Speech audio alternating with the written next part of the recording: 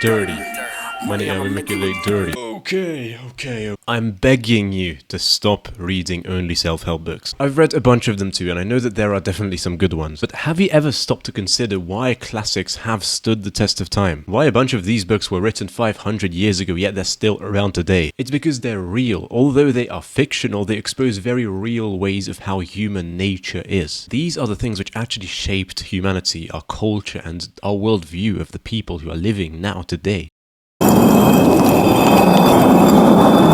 So the first thing I want to explain is how people write books. And the thing about people is that they have this thing called an ego. You can't really shut your ego up. You know, there's only like a handful of people, if any, that have been able to do it. And those people are fucking monks. They don't write books, okay? There's a very, very nice thing in fiction where you can actually write your own story into a book without exposing yourself, and this allows you to be so bloody authentic. A lot of the people, including Tolstoy, whose example I just brought up here, did this. They wrote their stories, or the stories of the world they knew, into fictional books. This way they could express themselves without exposing themselves. So if you think there are no learning lessons in this one, you're dead wrong. As a matter of fact, most of the self-help non-fiction books got their inspiration from the classics. We can all agree that this book is a pretty good book, right? Well, the author himself, Robert Greene, admitted to modeling this book of Balthazar Gracian. And if you don't believe me, read it. You will never look at self-help books the same. And if you don't believe that these kind of books were written based off of real lessons and their ego actually influenced them, as I said in point number 1,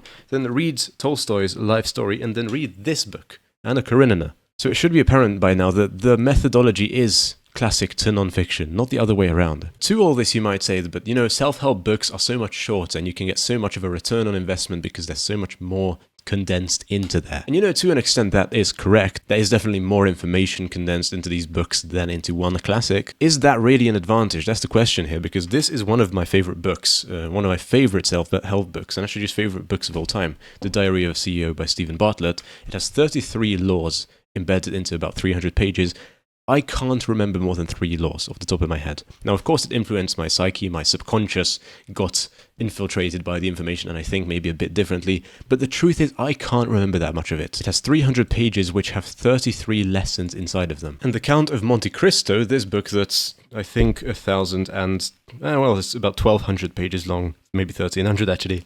And this book has about 2 to 3 lessons embedded into it. That's the core thesis of the book. And to that you might say that, of course, like, this is such a better return on investment, and you would technically be truthful, but of course you don't remember all of it. And secondly, in this, while you're reading about the same fucking storyline for this long, you're going to remember that. This book has influenced my worldview more than any self-help book ever could. Whenever someone talks about the concept of happiness, this book is about that. It's about revenge, it's about happiness, it's about living a fulfilling life. And it's delivering that in an entertaining fashion, so like, what else could you want? Now, of course, I'm not going to discredit every single self-help book, because there genuinely is good knowledge in pretty much all of them, especially this one, in my opinion. But they're just not designed to be consumed in the way that modern people consume them. What you usually do is you have one self-help book, and you go on to the next one, and you read that and you go on to the next one. This doesn't make any sense whatsoever. So my fourth point is you don't know how to read, and let me explain why. School taught you that you have to read a book and only once you finish can you put it down and go on to the next one. This is not true. I read about half of Gabriel Garcia Marquez's book 100 Years of Solitude. I think that's the author's name. I might be getting it a bit mixed up.